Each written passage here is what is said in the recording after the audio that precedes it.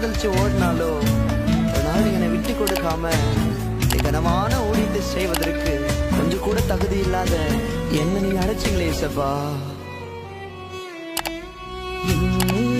ஏனோ இத்தனை பாசம், என் மீது ஏனோ அளவற்ற நேசம், என் மீது ஏனோ இத்தனை பாசம், என் மீது ஏனோ அளவற்ற நேசம்.